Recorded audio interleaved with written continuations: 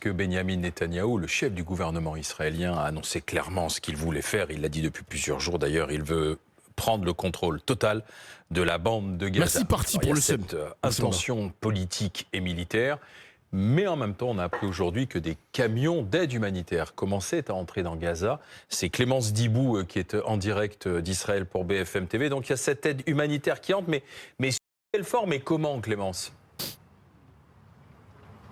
Et c'est là toute la question. On était tout à l'heure à cette conférence de presse donnée au ministère des Affaires étrangères israélien pour avoir un peu plus d'informations. Ça a été très laconique. Il y a eu assez peu de questions qui ont été prises alors que les journalistes, notamment de la presse étrangère, avaient beaucoup de questions justement sur cette aide humanitaire et comment elle allait s'organiser. Ce que l'on a compris, la déclaration phare, c'était que, eh bien, à partir d'aujourd'hui, des camions, notamment avec de la nourriture pour bébés, pouvaient rentrer dans la bande de Gaza. Quand on a demandé des précisions, combien de camions, par quelle entrée, à quelle échéance, on n'a pas eu de réponse, donc il est difficile à ce stade de dire si réellement combien des camions et combien de camions sont entrés dans la bande de Gaza. En tout cas, le message c'était, notamment pour les médias étrangers, Israël est désormais prêt pour envoyer de l'aide humanitaire. Après, ces premiers camions avec de la nourriture pour bébés sont prévus dans les prochains jours. Des dizaines de camions, c'est le chiffre que nous... Mais moi, ça me fume, les gars, ça nous fait...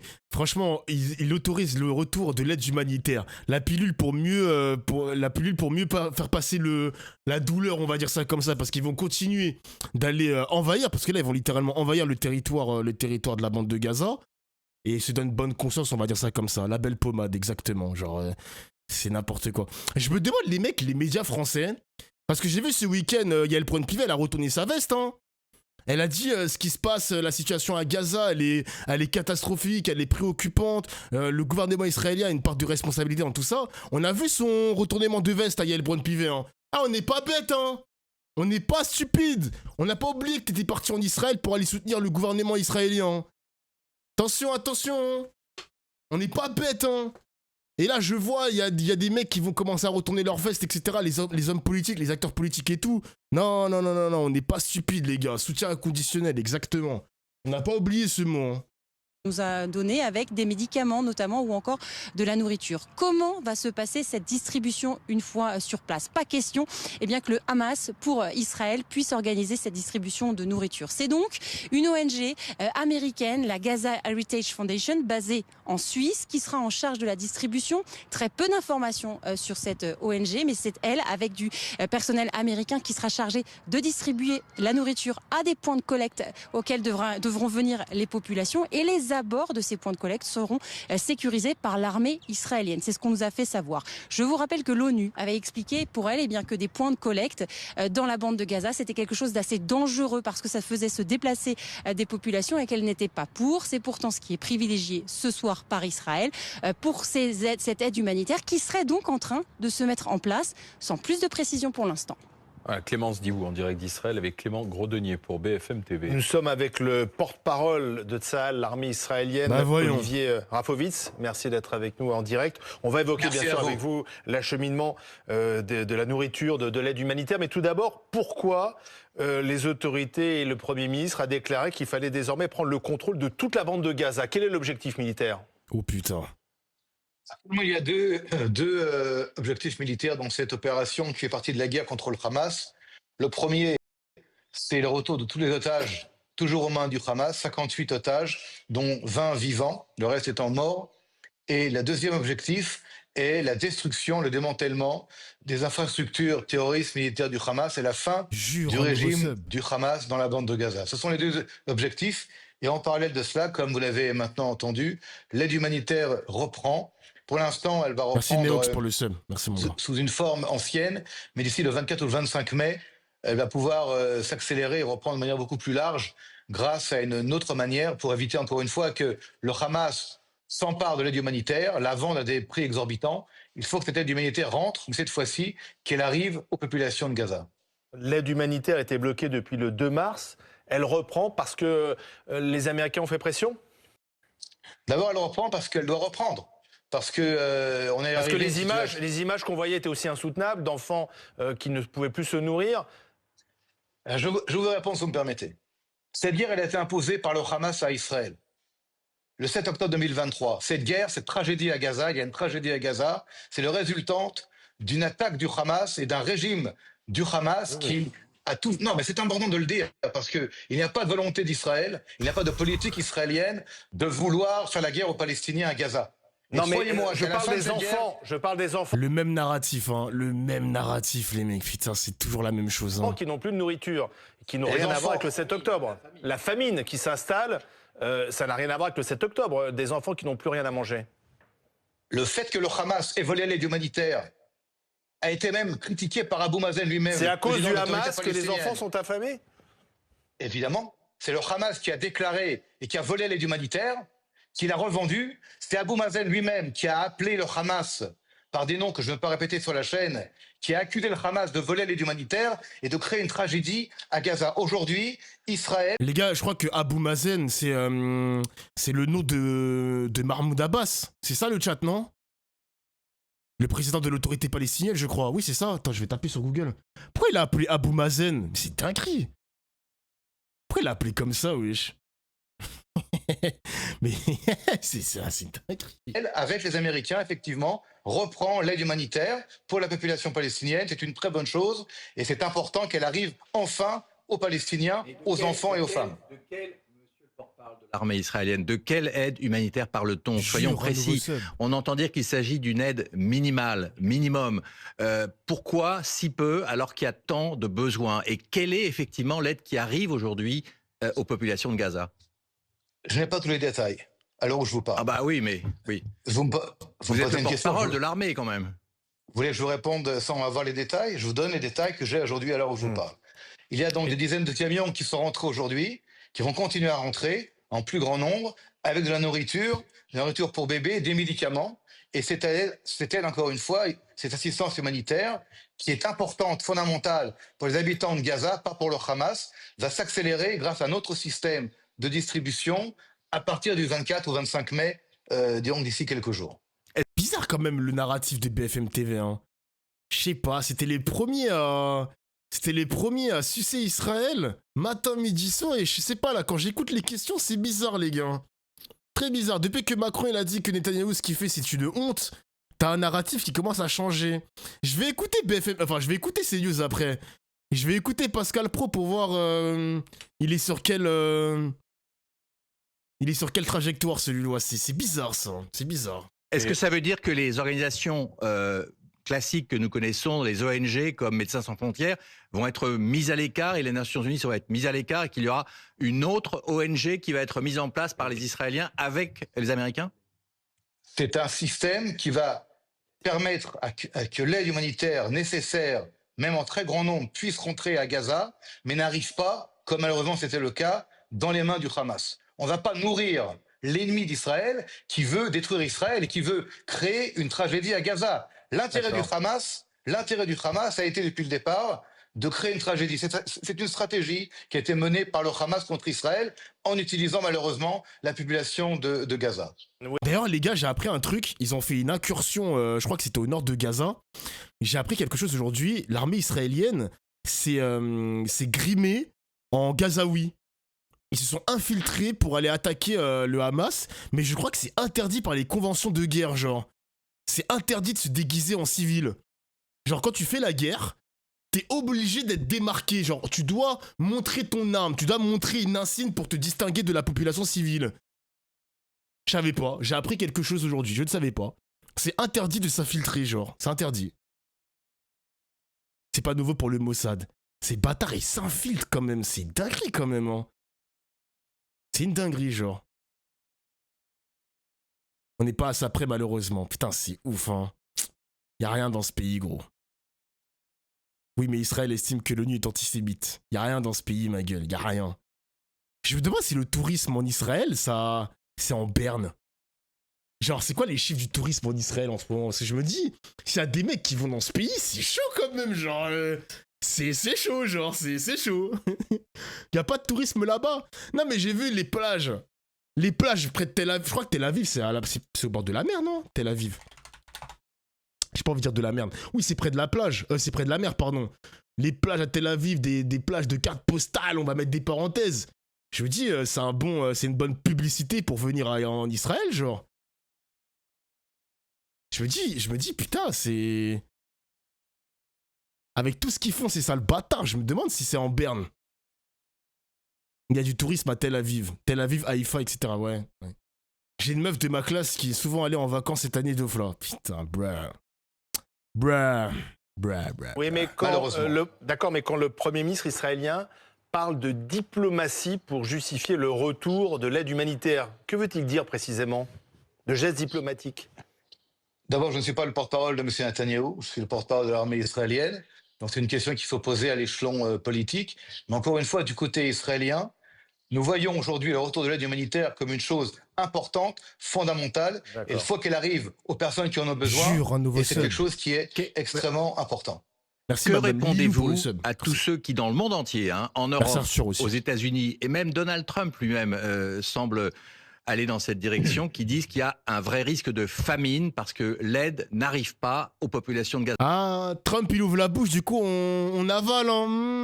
Je vous rappelle que la France Insoumise, ils avaient dénoncé ça depuis des années, des mois. Mais quand c'est Trump qui parle...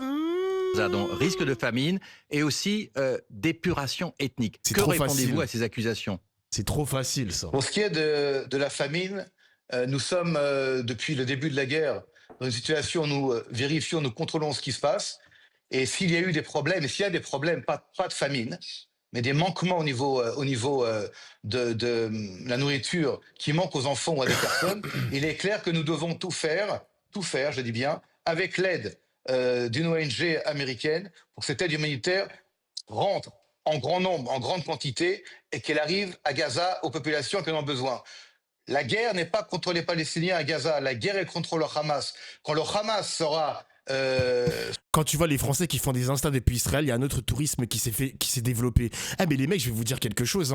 Vous avez vu l'Eurovision ou pas, les mecs? Là, je fais une parenthèse vite fait, les gars. Excusez-moi, je fais une petite parenthèse, je suis en tunnel là. L'Eurovision, ils allaient gagner Israël. Ils allaient gagner, genre. Ils ont fini deuxième. Et quand tu vois les votes en France, alors attention, je sais pas si c'est une fake news, les mecs. Corrigez-moi si je me trompe. Parce que je fais gaffe à Twitter quand même. À ce qui paraît, la France a placé Israël en tête des votes. C'est vrai ou pas, le chat? Est-ce que c'est vrai ou pas? La France a placé Israël en tête des votes. J'ai vu une capture d'écran, j'ai vu Israël en tête. C'est n'importe quoi, genre. N'importe quoi, genre. Allô, faut qu'on se réveille, genre. Mais ta gueule, sale pourriture. Attends, il parle à moi, lui? Tu parles à moi? Non, il parle pas à moi. Non, je suis pas fou. Là, je suis pas fou. Non, il parle pas à moi, je suis pas fou. Israël à l'Eurovision. Oui, les gars, Israël est à l'Eurovision. D'ailleurs, les mecs, D'ailleurs, Israël, il y a une entreprise israélienne à l'intérieur même de l'Eurovision et qui injecte énormément d'argent. Donc, ils font du greenwashing. Non, c'est pas du greenwashing. C'est un autre terme, ça. De l'État. Merde, comment on appelle ça? Le fait qu'un État est... Un truc positif, je sais pas quoi là, du lobbying. Non mais c'est pas que du lobbying, du soft power, voilà, soft power. Soft power, exactement. C'est dingue ça quand même. Et je crois que la chanteuse qui a chanté à l'Eurovision est une survivante du 7 octobre. What the fuck? What the fuck? Non, franchement Israël, franchement. Les gars, si Israël me propose 30 000 € pour faire du tourisme en Israël, j'accepte ou pas, le chat? En vrai de vrai. Est-ce que j'accepte 30 000 balles pour aller en Israël? Pour faire la promotion du pays? C'est rien quand même, 30 000 €, les gars. En vrai de vrai. Jamais. Respecte-toi, frérot. T'acceptes, je te boycotte. C'est entre moi et ma confiance. Ma conscience, c'est vrai. Non, je pourrais pas, t'es fou. Je pourrais pas. 30 000 balles, t'es fou quoi, frère. T'es fou quoi, mon gars. Mon âme vaut mieux que ça, exactement. Donc là, les publics de 13 pays ont placé Israël en tête, dont la France, en effet, mais le jury professionnel français payé par l'État ne l'a pas placé en tête. Non, mais moi, je m'en fous. De me dire que le public français a placé Israël en tête à l'Eurovision, ça en dit long sur l'état de notre pays, les mecs. En vrai, de vrai, c'est chaud quand même. C'est chaud. En vrai, c'est chaud. Moi, je vous le dis, c'est pas normal, genre. Enfin, bref. Ah là là là là là. Quand je vous dis que j'ai besoin d'une safe place, les mecs, j'ai vraiment besoin de cette putain de safe place. Mon endroit, rien qu'à moi. avec ma petite bulle, mes petits viewers, ma petite communauté, et nique les antisémites, nique les racistes, nique les islamophobes, nique tout le monde, les gars, nique tout le monde, sauf vous. Sauf vous, peut-être. Sera défait à Gaza, croyez-moi que la situation sera bien meilleure pour les Gazaouis à Gaza. Mais est-ce qu'il y aura encore des Palestiniens à Gaza et que répondez-vous aux accusations d'épuration ethnique qui sont sur la place publique dans toute l'Europe? Vous êtes quelqu'un de sérieux, je vous connais, je vous suis depuis très longtemps. Votre question, vous comprenez qu'elle est ridicule.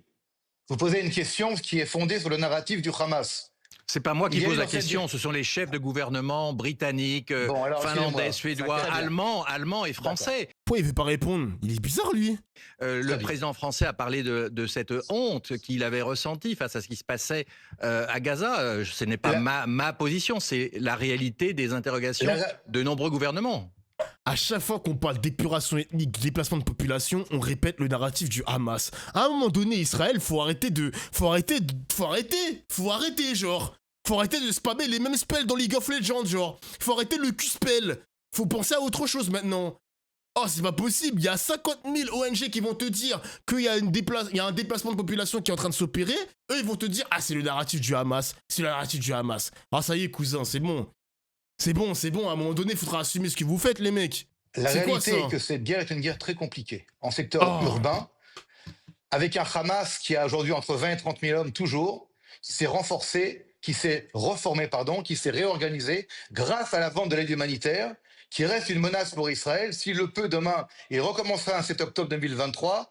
Et les Palestiniens aujourd'hui subissent le Hamas. Lorsque le Hamas sera défait, eh bien la situation sera tout à fait différente. Il n'y a pas ni de génocide, puisque c'est le terme que vous avez employé. Non, j'ai parlé d'épuration ethnique. Je n'ai pas parlé de génocide, monsieur. Alors, il n'y a pas d'épuration. Il n'y a pas d'épuration ethnique, en aucun cas, dans la bande de Gaza. Il y a une guerre, excusez-moi, contre le Hamas, n'est-ce pas, et contre le djihad islamique, et contre d'autres groupes terroristes qui sont liés à l'idéologie salafiste. S'il n'y a pas d'épuration ethnique, néanmoins, sur place, un journaliste palestinien interrogé par BFM TV faisait état de d'SMS envoyés, alors peut-être par l'armée israélienne, aux Gazaouis pour leur demander s'ils voulaient quitter la bande de Gaza. Est-ce que c'est vrai qu'il y a des SMS aujourd'hui qui sont envoyés à la population palestinienne pour... D'ailleurs, les gars, autre chose aussi, hein, j'ai vu un tract, ils ont aussi lancé un tract, je sais pas si on a vu la même chose sur Internet, mais genre, l'armée israélienne arrive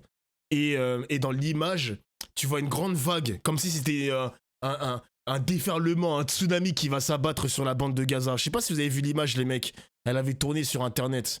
Peut-être que c'est fake, je sais pas. Faut que je fasse attention à ce que je vois aussi sur Internet, moi. Faut que je fasse gaffe. Hein. Lui demander si elle veut quitter Gaza. Je n'ai pas du tout de détails par rapport à ces SMS. Est-ce que quand même le plan de M. Netanyahou, le Premier ministre, n'est pas effectivement d'inciter des centaines de milliers d'habitants de Gaza, de quitter Gaza pour aller dans d'autres pays? On parle notamment de la Libye. La Libye, c'est-à-dire effectivement un déplacement de population. Est-ce que c'est ça qui est dans le plan israélien? Il y a un mec qui le dit sur le chat, je le rejoins malheureusement, les mecs, je suis désolé, mais à un moment donné, quand tu vois que l'Occident ne fait rien, la Chine ne fait rien, etc., genre, je suis désolé les gars, il y a un mec qui l'a dit, c'est triste, mais la Palestine est foutue. J'ai l'impression que là, les mecs, on a atteint un point de non-retour, hein. J'ai l'impression, les gars, qu'il y a quelque chose qui pue, là, genre, en Palestine. Il y a quelque chose qui sent pas bon, genre. T'as le sentiment vraiment que c'est bon, ils vont vraiment contrôler le territoire de Gaza, genre. Je suis désolé, les gars, j'espère que ça va pas se faire. J'espère que les Occidentaux, ils vont se bouger. Mais c'est l'inaction des pays voisins, l'inaction du gouvernement français, l'inaction de l'Union européenne, des États-Unis. C'est triste à dire, les gars, mais il y a quelque chose qui pue, les mecs. C'est sous nos yeux, en fait. Les gars, c'est sous nos yeux. Vous dites, je ne suis pas d'accord, etc., etc. Et les gars, j'espère pour vous que vous avez raison, en fait. Moi, j'ai envie de vous dire, vous avez raison. Mais quand tu vois l'armée israélienne, le gouvernement déterminé comme jamais, t'as le sentiment qu'on a atteint un point de non-retour. Désolé. Je suis désolé, les gars, c'est triste. Moi, ça me déchire le cœur, genre, de le dire. Ça me déchire le cœur, genre. On avait reçu 3 fois, je crois, sur mes streams Fatom. Je vois encore ses stories sur Instagram. Des fois, je vous dis la vérité, les mecs, hein, ça me fait mal. Quand il y a des jours où elle ne met pas de story, je me dis, j'espère qu'elle s'est pas fait tuer, quoi. J'espère qu'elle n'est pas morte, genre. Qu'est-ce qu'il a fait comme tweet, Macron? Macron, Starmer et Carnet menacent Israël de mesures concrètes si l'offensive à Gaza et le blocage de l'aide humanitaire se poursuivent. Il affirme qu'ils ne resteront pas les bras croisés face aux actions scandaleuses du gouvernement israélien.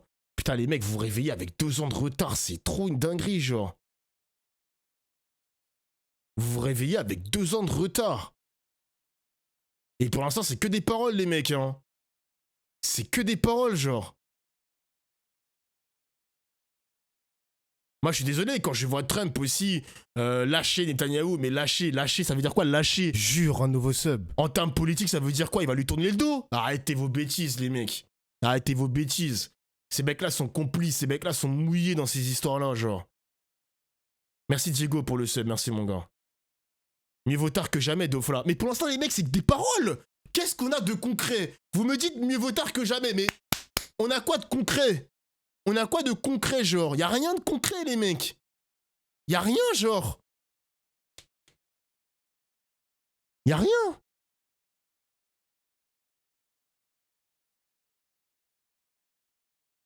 La Cisjordanie qui est en train de disparaître, Gaza qui est rasé. Je vois pas comment on peut croire encore que la Palestine va exister.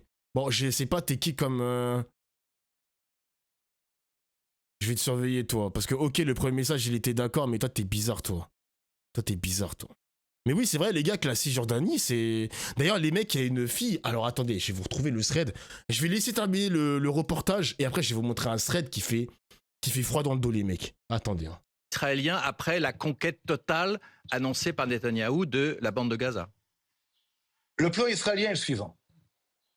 Il est fondé sur 2 choses. Aujourd'hui, la libération, le retour de tous les otages. 58 otages, 20 vivants, les autres sont morts. D'autres, d'ailleurs, ont été même kidnappés en tant que cadavres le 7 octobre 2023, toujours en main du Hamas.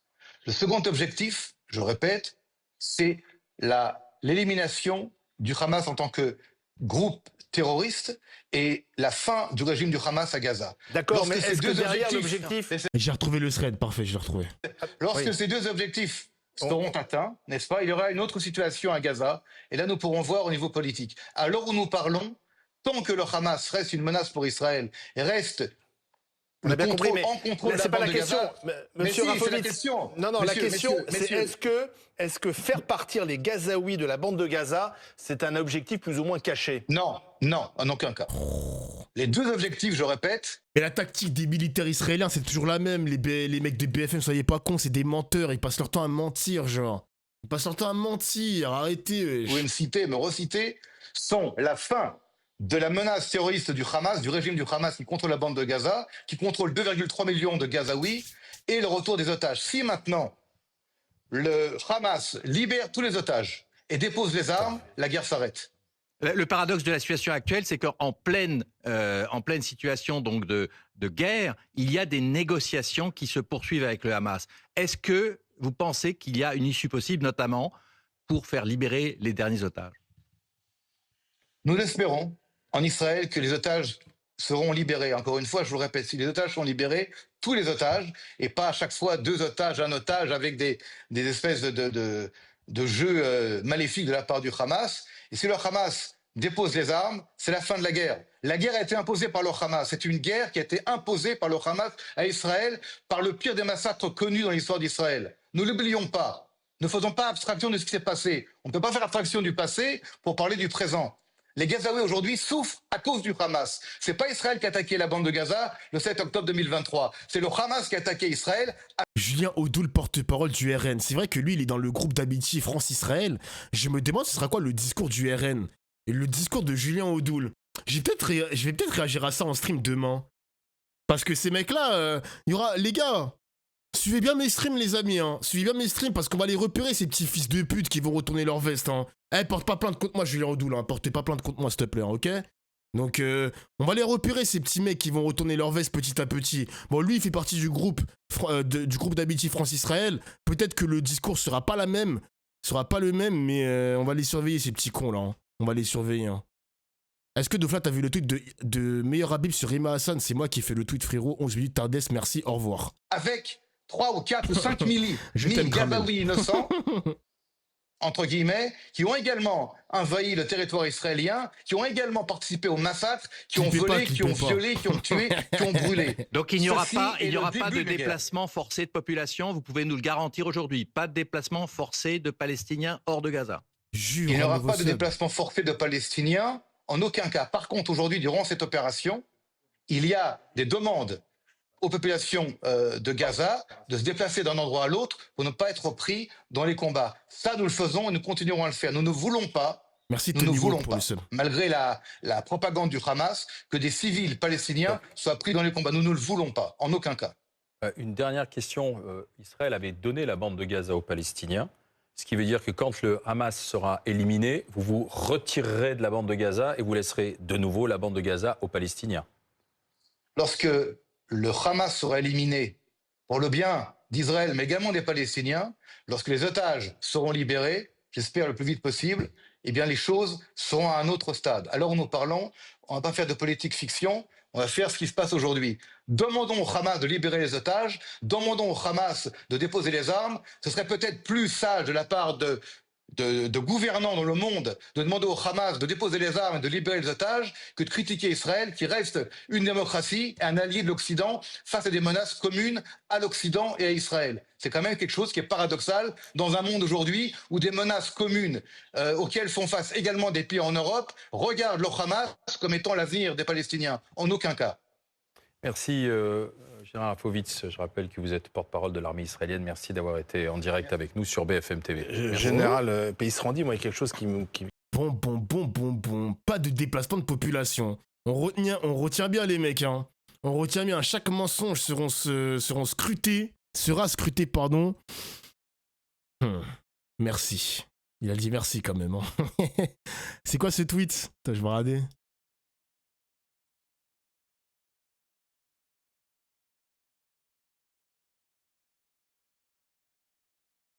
On arrive quand même à un stade où le Premier ministre espagnol tient une conférence de presse sur l'Eurovision parce que Israël a remporté le vote populaire. À un tel niveau d'obsession, cela devient une maladie mentale. Maladie mentale, carrément. Pour l'instant, l'Espagne, j'aime bien leur karaté.